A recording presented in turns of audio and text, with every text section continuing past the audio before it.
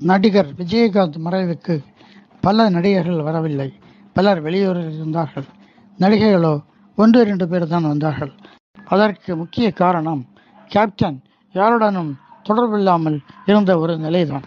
அவரது மறைவுக்கு லட்சக்கணக்கான மக்கள் கூடி கண்ணீர் அஞ்சலி செலுத்துவார்கள் என்று அவர்கள் சற்றும் எதிர்பார்க்கவில்லை. மட்டுமல்ல, இறந்து போன அவர் உடலுக்கு மேலாக கருடன் ஒன்று பறந்து கடவுள் அவரை நேரில் ஆசீர்வதிப்பது மாதிரியே அமைந்தது. முதல்வர் ஸ்டாலின் நேரில் வந்து அஞ்சலி செலுத்த அவரது உடல் அரசு மரியாதையுடன் அடக்கம் செய்யப்பட்டது. இதை கண்ட நடிகர்கள் கைகலங்கி போனார்கள். நடிகர் விஷால், சூர்யா முதலிய அனைத்து நாடுகளிலும் அழுது விழுந்து ஒப்பாரி வைக்க இதுதான் முக்கிய காரணம். அஜித் தனிப்பட்ட மனிதர். அவர் வருவதற்கு அப்பாயின்மெண்ட் கேட்டார். அவர் கேட்ட நேரத்திற்கு அனுமதி மறக்கப்பட்டது. இதுதான் இறந்த பின்பும் வாழ்கிறார் விஜயகாந்த்.